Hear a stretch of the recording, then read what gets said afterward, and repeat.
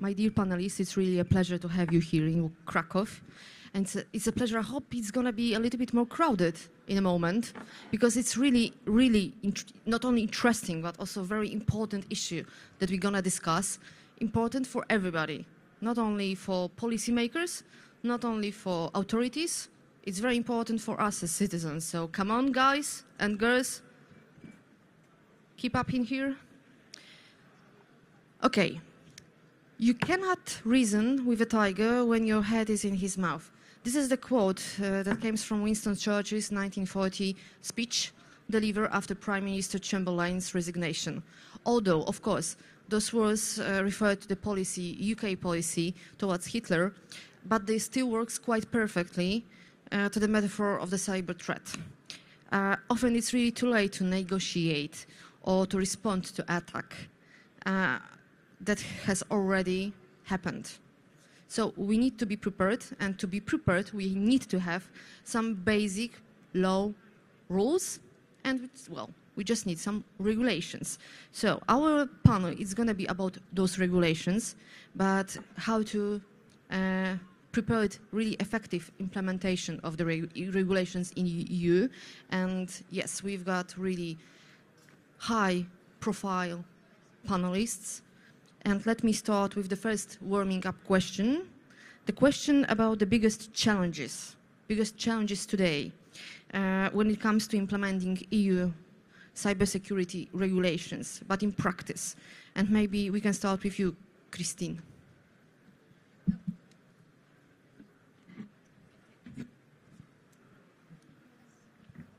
Everybody has a mic? Yes, everybody has a mic. Wonderful. Now we all have mics. So thank you so much. So I think obviously there's a lot of different challenges when we're looking at implementing the rules that we've been producing on cybersecurity in the last couple of years. I think for me, the key challenge now is to really engage with the companies, to engage with the sectors, to make it simple, practical, easy to understand, and also easy to discuss, for instance, with your board members, those who are going to help you pay for the cybersecurity. So I think there's going to be a lot of work now going into translating what is a law, rules, regulations, into really practical things for our companies. So for me, that's really a big challenge, which I'm not necessarily the one doing. We have some excellent people over there doing it as well, but it's certainly something that we're also very happy to support them with. So the biggest challenge, just to make it practical, just to make it understandable. Katarzyna, do you also see it as a main challenge, the biggest challenge? So, for sure, the implementation is our common challenge. Well, we already established that FEDRA is here the only one in practice implementing this. We did our job when we were negotiating this in the Council, and now it's over to those at the national level. But, and of course, the issue is also that when it comes to NIS2, I already said it, we are with a directive. And we are also speaking a lot about the competitiveness. So we want our companies to grow. And in order for them to grow, they should have more or less the same legal surrounding in all 27. Whereas with a directive, it gets a little bit complicated, because then there are national, you did it in a national way, you have some room for maneuver how to do it. That's why also during the Polish presidency, we spend a lot of time to make sure that there are good exchanges between member states. So we align ourselves also how we implement the NIS2. And moreover, there are the ongoing discussions on the simplification. What is very important, simplification, not deregulation. But I think Christiana will say more on that. And we also organized a couple of discussions, including a roundtable with the stakeholder, how we can simplify what we have there when it comes to cyber. And we got some interesting ideas that were that the summary was presented during the last Friday TT Council meeting. So when it comes to the cybersecurity, the challenges include overlapping incident reporting mechanisms, various risk management frameworks, demanding compliance processes concerning assessment and auditing, and challenges when it comes to supply chain. So there is a lot to do, but then we have mechanisms also to discuss this within 27. But this slaughter of the sounds a little bit like new regulations. No. I think it's very, very clear. We don't want new regulation. How do you know? No. I'm laughing because very often it's you know this glitch that we think that deregulation or simplification of regulations doesn't mean new law. It's very often connected. You need to have these rules, these basic rules, just to make it simpler. Ingrid, I'm sorry. Do you also see this simplification process of simplification as a main issue, the crucial issue right now? Hello, good afternoon, and thank you very much for having us here at this all-female panel. I think it's wonderful that there are 5 women who are speaking about cybersecurity. It's fantastic experience already for me because these ladies are superpowers, so I'm very honored to be among them. I also want to say big compliments to the Polish presidency, which is almost over there, but the biggest milestone for me was to see the progress of the blueprint achievement last week at the Council of the Ministers. So well done, Katarzyna. Your team in the capital, your team in Brussels. So congratulations, super big fun. We actually have this discussion about the challenges of various legal acts, and actually I would like to draw a puzzle with you together, if I can. So imagine as a children, we love to do puzzles, like, you know, jigsaw, trying to find the right piece in the right place, making a nice picture overall. So at NIS, we last year published the report for cybersecurity in the state of cybersecurity in the Union. And in that report, we have a chapter on policy landscape. So what is the number of legal acts that makes the puzzle of the policy landscape? I will save you trouble to answer this. 16. 6-0. 16. It's the direct. It's better than 60. Correct, but still it's quite interesting piece of puzzle because it's keep developing, so to say. Yes, so 16 with 27 countries. These pieces of puzzle, exactly. So because of the national transposition at the end of the day, also makes this jigsaw piece find the right place for that, yes? That's the challenge ahead of us currently. But there is something else I would like to draw your attention. So the other number I would like to make a puzzle about, so imagine pieces of puzzle, so it's 249 pieces of puzzle. And what does this number represent? And this number represents a rows in Excel sheet, very practical. We are very practical people at the Agency of Cybersecurity. And this is the work we have done last year together, my colleagues and I. We did a literal scraping of all laws where our agency has been entrusted with a task. So 249 lines in Excel sheet with a task to the agency, ultimately to help each one of you, including the Commission services, including the member states, including stakeholders, managed service providers, critical sector entities, etc., with these pieces of puzzle to make sure that these 16 pieces make sense and actually are implemented as coherent and simply as possible. So the simplification sounds like a really hard issue. I mean, like, to make something simple, you need to really work up. If I may, but there is a common element into all these jigsaw pieces of puzzle. Why? Because it's about threats. Why do we need these laws? Why we do need to address the health data space? Why do we need to address critical entities, resilience, etc., or the aviation, or the electricity flow, or the radio equipment directive? It's about threats. Yes, it's not so much about law. Law is there to help, but it's the threats, the threat landscape that is actually dictating us and making us aware that, A, we need to do something about it to help stakeholders, to help the companies to address these threats, to address the risks, and to actually mitigate those risks. So that's how we look at these big numbers. Thank you. Thank you. So, Fedra, Ingrida was using this metaphor of the puzzle. Do you also see the cybersecurity as a puzzle? And if so, for you, what are the biggest challenges just to make it work, visible? Sorry.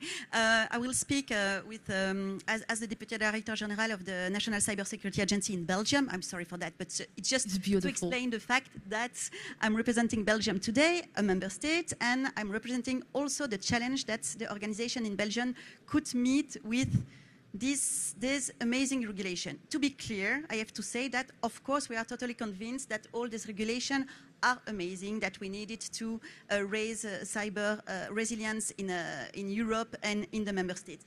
But yes, there is a puzzle, and it's, I think, the biggest challenge that our organization could meet at this moment, because, as you said, Ingrida, during the last legislature, we've seen an increasing number of regulation for the organization, and even if it's really useful, it's really difficult. I can understand that it's really difficult for the organization to implement it.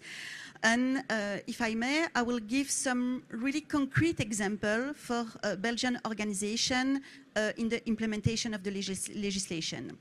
So, as I said, a lot of regulation and a lot of regulation to implement at the same time, or more or less at the same time. So it represents, of course, a huge burden, administrative burden for the organization. There is also multiplication of, by example, it's really concrete again, of notification obligation, because there is a lot of regulation, and for each regulation you have to notify when there is an incident. And I have to say that sometimes it's not totally aligned for this kind of obligation. Different platform, different deadlines, and so on. Other challenge, I will not say problem, because we don't love this, we don't like this word, but another challenge is also the fact that sometimes there is a lack of alignment between all this regulation. There is NIS2, the CRA, CISOA, CSA, DORA, and so on. And all these regulations come with different requirements, actually. And for security measures, we spoke about notification of incident and so on. And without a clear mapping between all this regulation, it's quite difficult for the member states to implement this regulation. But if I'm not wrong, there is some project to have a mapping of all this regulation that is foreseen. I hope so. Another problem that we... I'm sorry, I'm laughing because it's like a European way of dealing with issues. Let's do some new project of mapping all the problems, yes? I think that's normally just the starting point. Yes. Because it's normally a good idea to map what is the problem before you start tackling. Yes, of course.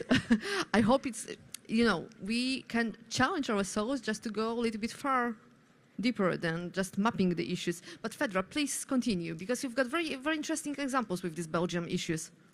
It's not the Belgium issues. Huh? Yes, it's issues for all the member states, yes, I think so. But there is also, funny, it's not exactly the word to use, but so some mapping with the scope of certain regulation. And I love, and you will heard about this example during all my speech, the famous problem of the solar panel. There is some uncertainty or some ambiguity in the scope of some regulation, okay, but so we are working on it at a European level, and it's amazing. But by example, there is some organization that are not totally aware if they are in the scope or not of some regulation. And by example, I'm sorry, it's a little bit cliché, but the solar panel, it's funny. There is some organization. They produce some electricity as a secondary, of course, secondary mission, and are there in the scope of NIS2 or not? And it's the same, by example, with some organization that offer some services under the REACH regulation. Are there under the NIS2 scope, the scope of NIS2 or not. The supply chain management also, it's quite challenging for our SMEs because there is a lot of SMEs that are not totally aware if they are part or not of impacted or not indirectly by the NIS directive. May I continue or can stop there? It's okay, because I know that you are covering right now the whole European problem, but I still want to ask you about these Belgium examples, because you do have Belgium examples of how to somehow cooperate between institutions and help to overcome all those problems with implementations of the regulations. And it's a good news. There is challenges, but there is solution also for these challenges. And it's why I can explain now, because yes, at the national level, but also at the European level, it exists a lot of actions, a lot of platforms that can help to counter these challenges. And I would like also to help ENISA in this work, because they do a lot of amazing stuff. But by example, in Belgium, there is a lot of collaboration. The first point is the fact that we have a chance in Belgium, is the fact that we concentrate all the stuff around cybersecurity in one organization. We implement NIS2, we are the NCCA, we are the NCC also, and so on. So it's really easy in this case to discuss with my teams, I have to say. But so, and we, collaboration in Belgium, it's really a way of life, if I can say that. And for all the stuff around regulation, not specifically NIS2, but all the other regulation, we make collaboration with all the actors, because, okay, it's also a cliche, but without any collaboration, cybersecurity doesn't work, actually. And with some concrete example by example, if I'm too long, you have to hit me. Just go on, please believe me. By example, for the reduction of the NIS2 law, of course, we didn't stay in our ivory tower. We launched a public consultation, of course, and we discussed also with all the professional federation in Belgium to see if, by example, the law was manageable for the organization. It was really important for us with the IT federation, all the federation that you can imagine, and all the stakeholders that you can imagine. It's a first example. How long does this discussion take with all those organizations? Was it like months, weeks, years? It depends. No, it's we foreseen the implementation of NIS2 law really early. When we begin to talk about the NIS2 law, we begin to discuss with the federation because we have some circumstance in Belgium that demands to implement really quickly the NIS2 directive, and we did it. It's not because we wanted to be the first, but because there was some election, and we know that in Belgium, when there is some election, we can stay during a long time without any government, so it was necessary. We began really quickly to work with the sector.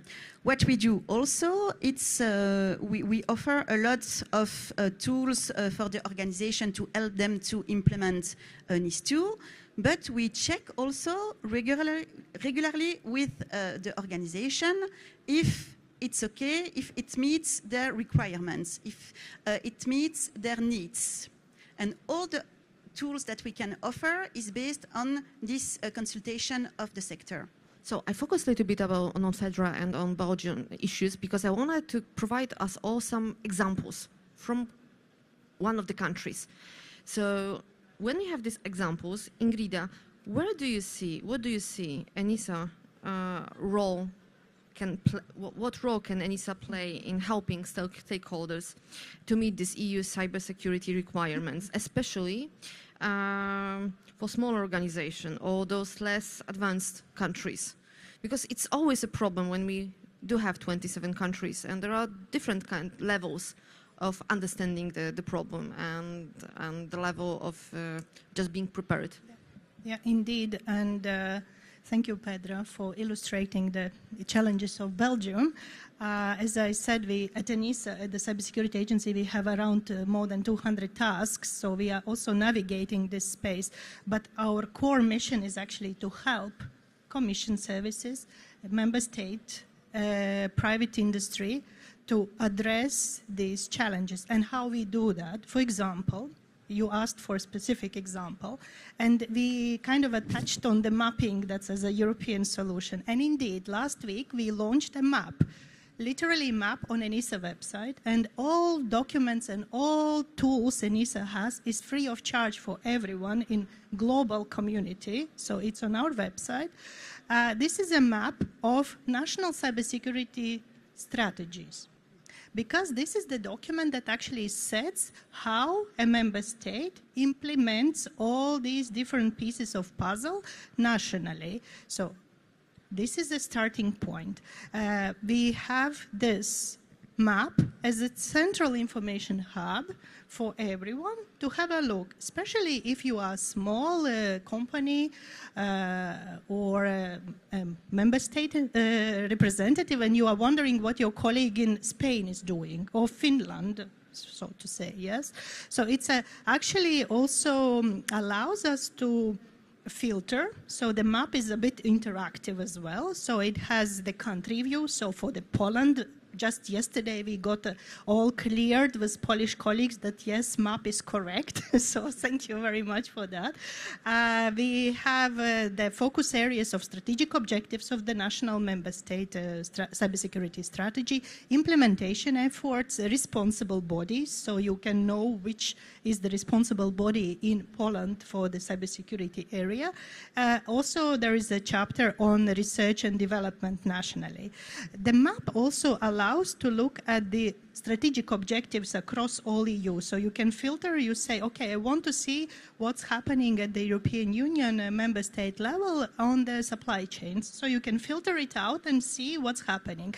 Can you read from this map, I mean, if there are any red flags, some major issues that are the biggest problems from European countries, European member? Yeah, so this is the challenge we are addressing through the state of cybersecurity in the Union report. Yes, so actually right after this panel, my good colleague Monica will take the stage to present this state of cybersecurity report to the audience here, so that you can actually have these red flags or deep dives or the gaps or recommendations. Wonderful. Yes, that also, this map, we went actually a step further, and with the great help of Commission colleagues, so thank you very much as well. We actually also included the page for the incident reporting, so that I am, imagine a company in Poland, and suddenly I have services in Belgium, and there is an incident. So where and to whom I report. So this map also allows you to easy kind of recognize with whom you have to talk to report this kind of incident, for example, just an example. And the other view which we have created is also the vulnerability disclosure policies. So this is also something that is equally important, that how member states are addressing the vulnerability disclosure policies nationally. And this is just one map. So this is one row in this 249 tasks ENISA has. Of course, it's not only me. We have colleagues around this, and with a good blessing of a commission, which is reviewing our mandate this year as we speak. So who knows how these rows will be translated in the future, but that's the current state of it. Thank you. Thank you, Ingrida. So Katarzyna, after listening to those metaphors about puzzles, I'm still thinking about the position of member states, especially in the very early stages of implementing EU law, when everything is so new and everything seems so hard to implement. So, what are the most common barriers on this level for the member states? Of course, on the Polish example, but after the presidency, I think you also have some point of view from other countries. So I would start with saying that it shouldn't be new, because all the member states should be very much involved when we are implementing. We are 27 sitting in the council, all have the equal rights. We can shape the legislation within this discussion. So all member states should be active there, also presenting their ideas, sharing best practices, and shaping by this how the legislation in the end looks like. So of course, it's always a compromise because we differ in 27, so it's not new.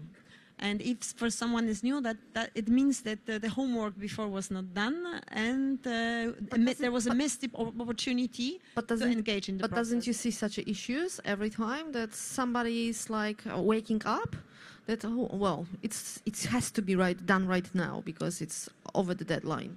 I wouldn't say in our case. It's not I don't see this in our case, but I still get some comments when we are going, which I love the most. We are going to Coreper, which is the permanent representatives in the highest level in the council before the formal council, where you go to Coreper, you only have so-called red lines. So you cannot change small things, even if you don't like them. You can really only change like substantial political things. And then I get some comments, oh, maybe in para something we could change a word. No, because it's too late already. You had like half a year before to send those comments and to discuss this comment. Now it's too late. So still sometimes it happens, but it has improved a lot. Also the let's say, knowledge of the whole process. Maybe still a lot to be improved from the industry side. Also because when we are shaping our national positions, we also need to know what are the positions of our industry, where do they see potential challenges, how, when further implementing the solution that Commission is putting in place, what challenges might there be when will you be implementing this in practice. So as the negotiators, we need to know and have data, of course, because then I have to explain Christiane with a specific data why we believe this might not work. So if I don't get this data from my industry, then I don't have arguments to fight maybe for the different solutions. Is it really a problem with industry on this level? I mean, after so many years of implementing law after law, connected, of course, with cybersecurity, I would think that the industry it's eager to be a partner in this process. The big ones, yes. Big ones. The usual suspects, as we call them. Yes, they are lobbying all the time. But we also want to, of course. Yes, but we also want to hear the voices of SMEs also mainly. And here, why we don't hear those voices? I mean, do those SMEs need some representation in Brussels, like lobbying representation, or they rather should be much more freely speaking in their countries?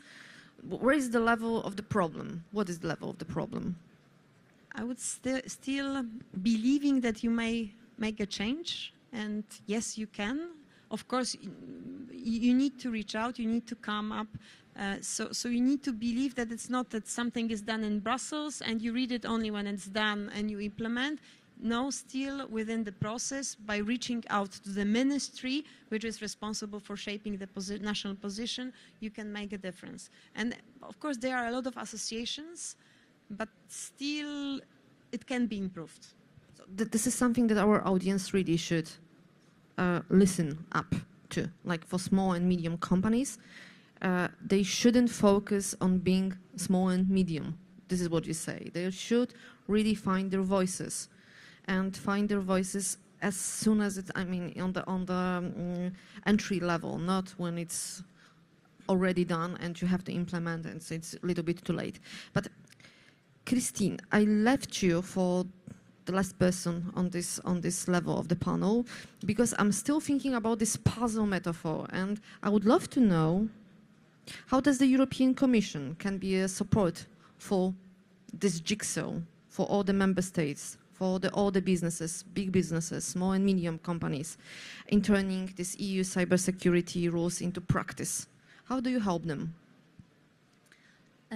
So it's basically our fundamental mandate, I think, when we're developing the rules, of course. I really like what you were saying also, Katarzyna, around involving the businesses. It's been very important for us when we've been developing the rules, the regulations, when we've been developing the work around product security specifically. We've had a lot of software companies, hardware companies come to us, explain what they do, what are their processes.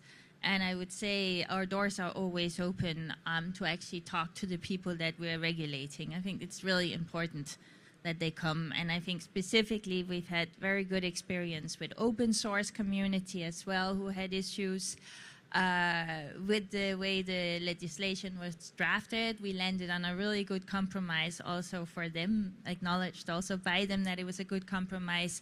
So just to say that it actually works when you speak up, and I think that's an important message to pass. Come to us, show us what the issue is, and help us fix it, because the doors are open in this regard.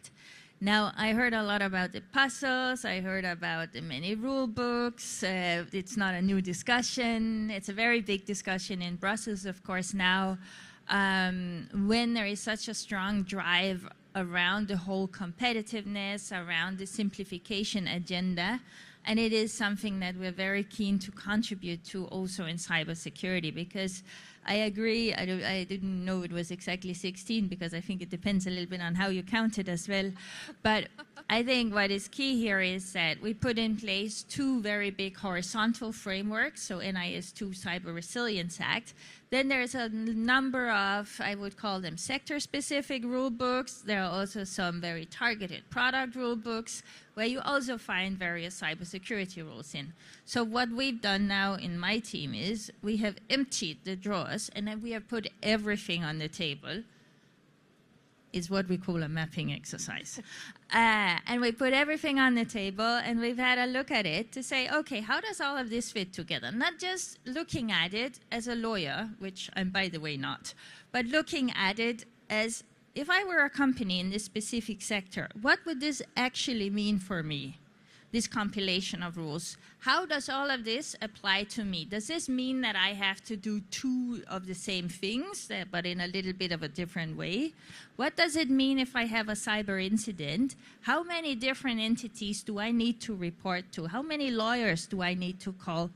All of these things are questions that we need to ask ourselves, because the key thing about cybersecurity regulation is we're not looking for compliance. We're looking for changing cybersecurity culture. We want the companies to take cybersecurity seriously. We want them to make the investments. We don't need them to call all the lawyers all the time. It's not about that. It's about doing the right thing for cybersecurity. And that's really where we want to go. That's also why I really liked what you said. It's not about deregulating in this space. We have the rules here because they're necessary. And actually, it's very nice. I rarely meet people who would disagree with that statement. What we do need... Even in business? Even businesses, because they understand, and if you're looking at the threat landscape, as you were also mentioning, everyone is kind of getting it, that it's not a good idea to not do cybersecurity. Look at how much it costs to have an incident. 57% of our SMEs are saying, oh, we're going to go out of business if we have an incident. So everyone needs to take this serious. It's a good investment up front to do. So there's a general appreciation that we put in place these rules, that it helps us focus the mind, that it helps us bring the money into cybersecurity investments in the company. But of course, it has to be done in the right way. It has to be done in the simplest possible way. And that's really our mission right now with the work we're doing. It's to make sure that we don't miss on the cybersecurity outcomes, but that we don't do unnecessary burden on our companies. So, Christian, our heads are still not in this tiger mouths, for sure, I hope. But if you could just improve one thing in EU, one thing, connected, of course, with regulations implementation, what would it be? I would love that we work much closer together, that we share more information in the EU amongst the member states. I think it's clear when you're looking at cyber incidents, especially those that are affecting the supply chains. It's very clear no member state will experience necessarily the incident alone. There's a lot of value in telling everyone else what you're seeing and in sharing this information. I think our agency is very well placed to support this kind of work. We have our networks for managing crisis. We have the networks for sharing information. We need to get much better at using these networks. The Polish presidency has done wonderful work in adopting our blueprint at the speed of light. I have never seen, I mean, really bravo to the Polish presidency. It has gone so fast, but that is also a sign of a willingness and an understanding that maybe the head is not inside the tiger's mouth yet, but we see a tiger with the mouth open. We see those teeth. The mouth is open on the tiger. That we see for sure. So there is a growing understanding of this need to work together, the need to share information, the need to build our common approaches. But this is something where we need to expedite more. We need to exercise more so that we're actually ready when the tiger closes the mouth. Yes, there is also this beautiful poem, Tiger, Tiger. I hope it's not going to be our poem. Katarzyna, we mentioned the presidency, but please tell me a little bit more about your views after the presidency, about those simple things that maybe can be provided in EU, just to make those processes simpler.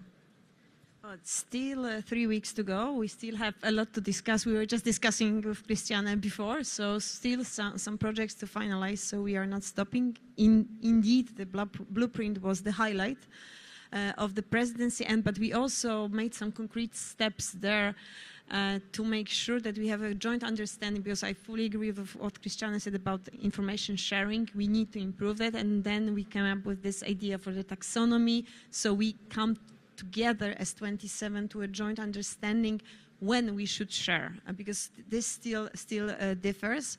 The one idea also that it's there, and hopefully Christiane is also working on that when it comes to simplification, is the idea of a single entry point for incident notification. I think it also addresses some challenges for companies that Fedra was mentioning. Denmark has implemented it already.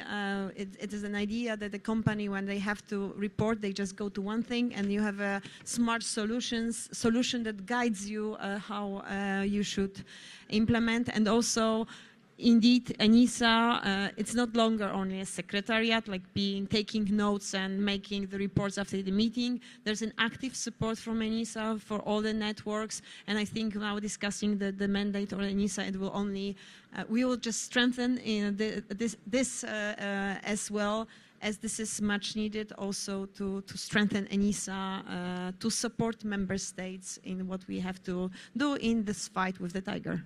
Thank you. So, Ingrida, do you also see that the ENISA needs to have a strengthened position in EU? For sure, but no. But on what levels? On what obligations? We started this panel as being very practical with examples. Yeah? So we heard information sharing, knowledge transfer. It's not only about member state authorities to share this knowledge among each other. It's actually to building a smaller communities around yourselves, because cybersecurity is here to stay. Cybersecurity is a team sport. So one SME can't address all the challenges, but together, few brains are much better than one. Yeah. So there is a concept of ISACs. It's a fantastic initiative at the private level that is being developed for knowledge sharing, for information sharing, so that you are not alone when, so to say, shit hits the fan, or the tiger claws are very close to your head. So this is the concept that we are very much promoting as well. We have various networks at the member state levels, at the industry levels as well. So the agency as such is building communities around all our work. So 249 tasks is not just us. It's a community behind each task. So some tasks are built with the member state authorities together. Some tasks are built with the ad hoc working groups, we call them. So we have experts from industry, from sectors, coming together literally flying together to Athens, where is the headquarters of the agency, to brainstorm for very hands-on workshop for 1 day, 2 days. Maybe they break and come again in a few months' time again, to actually make sense how these implementation procedures or processes could look like. But could you give me an example of really one thing for ENISA? One thing that would change visibly how you provide? Sorry. It's difficult, I know. It is a very difficult question because there's no such one thing. It's actually, we have to, firstly, we have to understand what we want to change. What is this, what we want to change? So when I started with the current director, this journey of building a cybersecurity agency, the director came to me in 2019 and he said, ENISA's mandate is to build high level of cybersecurity in the Union. How high are we? I didn't have an answer. Of course, educated guesses, we are all kind of, around the sector, so to say, but was there a methodology? No. So through the years, we piloted several concepts for the European Union Index, and in last year, in December, we published the State of Cybersecurity in the Union report, which actually presents where the high or low we are. So I will not steal the words from my colleague who will come to the stage after this panel to present this report, but this is the challenge we have to help. We have to help, the threats landscape is changing, so it's also something that I love about this sector because at the same time it's challenging, but it's so innovative, it's so progressive in the way we approach things. So that's how we look at the future. Okay, thank you. And Fedra, do you see any, I'm asking about this one issue, one thing, because it can help us focus on what could be the first steps to change to this simplification, make real. Do you see anything that could be, like done quick, quite easy? The first step. I think that we missed maybe the first step. Maybe we could envisage the NIS2 Directive as a regulation. Maybe. I'm sorry for that. It's a little bit too late. It was a joke. Sorry, it was a joke. But maybe. The first step, I think that at this moment, we speak about simplification, and there is a lot of action with this simplification, that it's not necessary to come back on this necessary, but maybe for some organization, and I will speak again with NIS2, we could envisage to make the life of organization easier with, by example, the adoption at the European level of common framework and so on. Oh. It could be a good idea to facilitate the life of organization, because there is also a lot of cross-border organization and so on. And do I speak about our cybersecurity framework? Maybe, we don't know, because in Belgium we have created a cybersecurity framework adopted by several countries at this moment. But I think that it could be really be a first step to make the life easier for the organization. And there is so many action that we talk about at the European Commission level, at the national level, and at the ENISA level that, okay, I think that we are really on the good way to make it. Okay, so ladies and gentlemen, we still have about 10 minutes of this panel. So if you have any questions, this is the moment for the questions. And I really, I think this is a very good idea for you to ask those questions right now, because our experts, our ladies, are going to be in a hurry after the panel. So do I see anybody with questions? Oh, yes, there is somebody. Wonderful. Ola, yes? Ola, I see you. Hi, yes, Aleksandra Wójtowicz from the Polish Institute of International Affairs. Hello, Sylvia. Hello. And the others. Thank you so much for your very interesting panel. I do have two questions, actually. So the first question is about DSA specifically. Poland, we do not have a proud history of the DSA, as we have just assigned our DSC last month, I think. But I'm wondering, how do you think we can overcome implementation challenges for the DSA, but also how can we enhance DSA? So for example, the Commission, it has published the guidelines for the platforms and so on in regards to the elections. So I'm thinking, how can we really strengthen the DSA in that regard? And then do you think we need some kind of an update for the DSA so that the regulation itself will be easier to implement? That's the first question. And the second one is about the US influence. So we are seeing very much that the US is not particularly happy about the EU regulations in regards for cyber. So I'm wondering, what strategies do you think we should take on to be able to kind of fight for our regulation and to still make them effective and make them exist nonetheless? Thank you. Thank you. So I don't know if DSA, Digital Services Act, is totally your issue. I don't think so, because it's not so connected with cybersecurity as a cybersecurity, rather as a security of the users of the VLOPs, yes, very large online platforms. But I know it's really interesting issue.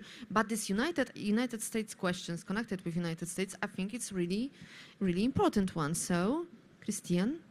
Yeah. What about our biggest partner in the world? Yes, so we have, of course, always, I think, for the last decade or so, we've had a very good structural cooperation with the Americans. We have a standing cyber dialogue with the Americans, EU, US, which we also use, of course, to present what we're doing on the regulatory front, but not just regulatory, also public-private partnership, information sharing, etc. So issues that are, of course, important on both sides of the Atlantic. I must say I have not received any letters that says nobody likes our regulation. So I would also start by maybe emphasizing this. What I do hear is a lot from, of course, companies that are active on both sides of the Atlantic that say, you know, it's actually really good you're having a conversation around what are the different things you're asking from the companies. How do you make sure that you align? For instance, if there are standards that you're asking for, try to align as much as possible between you on the actual implementation of what you're asking, because this is really important for companies that are, of course, selling in the US and that are selling in Europe, that, you know, there's no need to ask for two almost the same but different things. So there is a lot of focus from, I would say, American industry around having this global conversation actually around what are the cybersecurity rules, etc., that we're asking for. And this is something we're very happy to discuss. We recently had a really good meeting in the G7, which is, of course, also where you have the US, you have Canada, you have Japan, the UK, and then a couple of European countries, and the Commission representing the EU. And here as well, we had a very good discussion around our rules. You know, how do we make sure that whatever we do in the regulatory field is, you know, as least burdensome as possible for our companies. And I think this is a discussion that we're, of course, very happy to have as we're also evolving in our relationships globally. Those discussions with United States are rather, from what I understand, focusing on data protection, AI, generative AI, things like that. I mean, the discussions on the regulation, really like the regulation, not simplification. But do you also hear such voices connected with cybersecurity issues? Like there are too many regulations in Europe. Europe is over-regulating. This is making our cooperation just unable to work through this transatlantic cooperation. Do you have such voices? I think the key thing I hear, and I think it's also been mentioned a bit in the panel here, is that it's more a concern about how, for instance, the NIS2 Directive is implemented differently in all the 27 member states, because that can be very hard if you're a foreign company that is selling your products in 27 member states. it's not easy. So I think you hear more, what we hear more is an urge for us to actually ensure that within the union we're as harmonized as possible. That's a big ask we're hearing from the industry. Thank you. Katarzyna, do you also have some thoughts on this cooperation with United States? No, I would just fully agree with Christiana. We also have the member states. We come as an observers to a cyber dialogue, which is always very informative on both sides, also to learn what are we doing and also to explain why are we doing this. And I think it would be it was already said here in the last panel about NIS2, this is essentials. These are really, really essentials when it comes to cybersecurity, and it covers mostly the critical infrastructure. So it would be quite strange to question the need for such regulations when you are doing the basics. But indeed, there are discussions how to align ourselves when you are a company supplying cross-border services. Then it gets complicated to you if you have to do compliance 27 times. But we have this discussion how to make sure. There is a very good work in the NIS Cooperation Group, again supported by the Commission and ENISA, when it comes to reporting templates, also that we align when it comes to the data that we required when we are doing the reporting. I mentioned the single entry point for incident reporting. So this work is ongoing, and also we are waiting for the Commission for further ideas after this mapping, and also we need mapping because we are doing so much that really the first thing we have to start from is doing the mapping, so we know what we've did, what's there, and then not to repeat, not to redo the things that we have already done, but people changed, we forgot, and then we are doing the same. So mapping, however it sounds for you, it's really the essential first step, because we are 27, because a lot has been done, and and there's a rather big turnout when it comes I'm a to people huge fan changing. of mapping as myself, but I just have this feeling that for many people, may sounds like European way of simplification. Let's start with mapping. But Ingrid, do you also see that ENISA needs some changes at how it's provided because of those discussions with United States? Well, actually, we are here to support all the dialogues and all the outcomes. If there is a need to be, we can step up and we can help to coordinate and organize further. There are great initiatives at the member state levels, and we for sure can take it up at the European Union level as well to help for this cross-border communicational platforms for the knowledge transfer and information exchange. Thank you. And Fedra, what's your thoughts on this issue? So, is it really the time to begin a discussion about sovereignty? I'm not sure it's the end of the panel, but what? This is wonderful idea for another panel, I may say. Yes, an idea. Sorry, but yes, we are concerned with all this question, of course, but I think that some cross-border organization and some American organization could be also aware about the fact that regulation is also a way to build the trust and to build the competitiveness. So it's not so awful, actually. It's really cool, actually. So maybe not a Brussels effect, but understanding that the importance of regulation is just at the part of building trust for all the partners in these issues. I think this is the end. I mean, our time has come. So I also think this is a beautiful last word for this panel. So thank you very much, my dear panelists. Thank you, ladies. Thank you, audience. Thank you, ladies and gentlemen. Thank you. Thank you.